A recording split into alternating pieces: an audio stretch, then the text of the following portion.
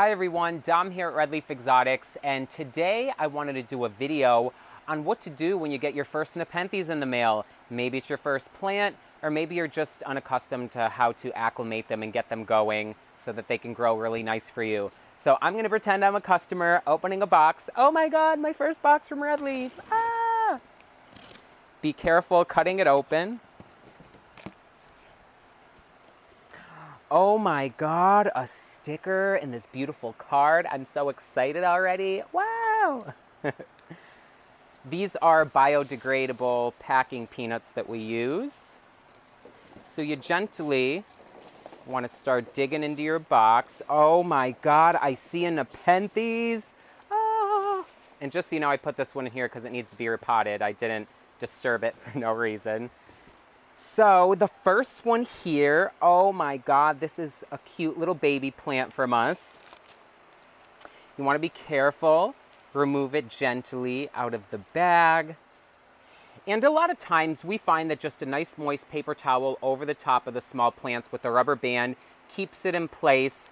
Unless USPS or the postal people are playing hacky sack with the box, everything should be intact. You want to remove this rubber band. Oh my god, a Nepenthes plant. Look how cute it is. So this is what to expect when you get some of our smaller plants. You can see the pictures, and a good thing to do when you first get your plant, you want to make sure that the growth tip right in the middle of the plant is intact and it's nice and healthy. That is the most important thing when you're getting a Nepenthes plant. This one has beautiful green pictures because I just put it in a box, but it is not uncommon for Nepenthes to arrive and the pitchers are brown or dying. The pitcher is not, doesn't determine the whole health of the plant. You can just go ahead, chop the little dead pitchers off if they're brown and dead, and just make sure the plant and the crown is okay. So this looks great to me. I got my name tag here. Wow, my first Nepenthes. So what I would do with something this size is it stays in a pot. It doesn't need to be repotted. I would give it a nice watering until the water comes out the bottom of the pot. Make sure it's completely saturated. And that is pretty much all you have to do for the smaller plants as far as water. Now, Nepenthes, unlike many other plants, you know, they don't like to be disturbed really from a greenhouse to a house. So you are going to have to acclimate this. And usually high humidity and lower light is best when you first get your Nepenthes in. This has been in a box for a few days. It's kind of like when you wake up in the morning and you just put bright light in your face. You're like, whoa! You don't want to give this full, strong light right away. At least 3 days to a week in dimmer light, off to the side, evenly moist. And you should do a lot of hand misting and keep this under a dome or in a tank. We'll actually link the beginner setup video in the bottom in the description of this video, so check that out if it is your first Nepenthes.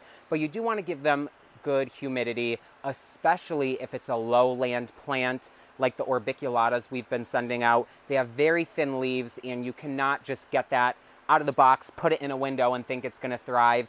You need to give it some babying, not so much harsh light, hand misting, and just make sure the humidity is nice, and that will be sure. That'll make sure that you're off to a better start with your new Nepenthes plant.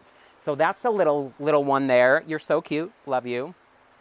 Oh my god, look at this big one. Wow, Redleaf's plants are so big. Oh my god, even though I just took this one out of a pot. This is what you could expect for larger plants. Sometimes they're 4 times this size. It really depends on what we have available. So this, again, I'm going to gently remove this out of the bag. You could see we wrap the root balls in plastic and the rubber bands. And now you get your first plant, you see a dead pitcher. Oh my god! Don't freak out. The pitchers, like I said, can die and turn brown in shipping. And what I would do is just get my clippers, clip off any dead, and right where the leaf attaches to the tendril, blip, goodbye.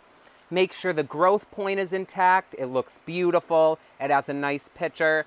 And if you're getting something around this size with this kind of pitcher, I would add just a little bit of water to the pitcher, maybe up to there.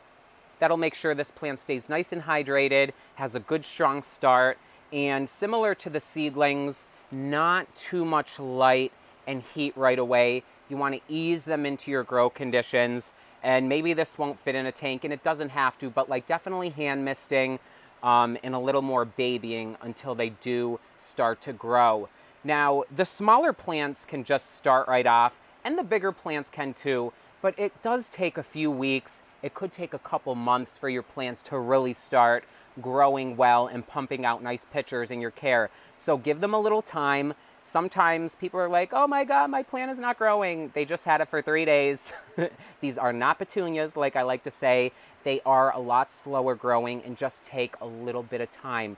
Evenly moist, good humidity, and eventually acclimating them to really nice, bright light. So for something like this, a larger plant, my name tag, I take this rubber band off.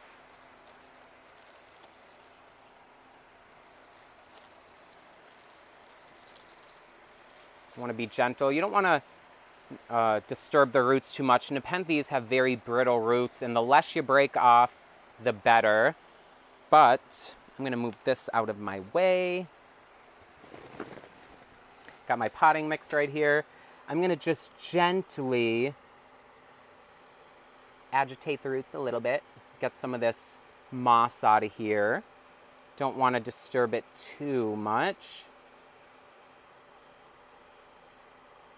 And you could see the roots are hanging out there. It looks really nice.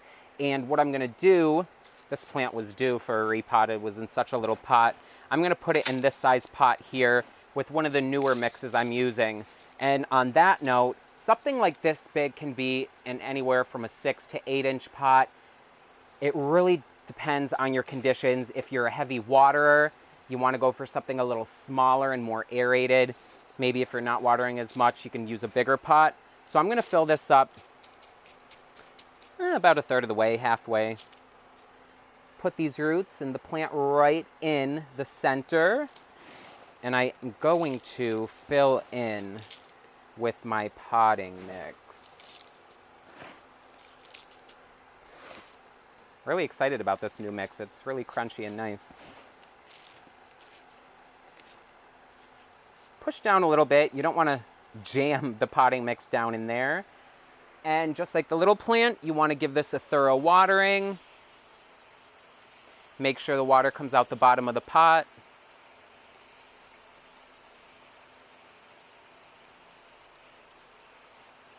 Yes, quench your thirst. You can see the water coming out the bottom. That tells me this is nice and saturated. And like I said, I would put this in lower light levels for a few days to up to a week until it feels like it's adjusted. Sometimes you can notice it grow right away. You'll see a response.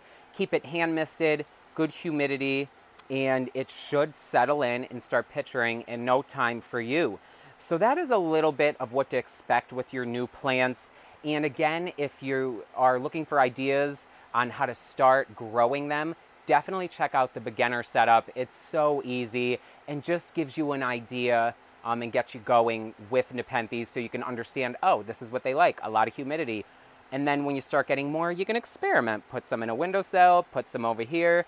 But until then, this is pretty much what I would do when I get my first small or large Nepenthes plant. Really easy, not too hard, but definitely don't suggest getting a new plant and just putting it right in a full sun window.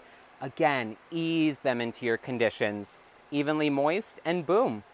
So I hope you guys enjoyed this video. If you have any questions or comments, put them below. Always like and subscribe. We appreciate it so much, and we'll see you soon for another video all on Nepenthes.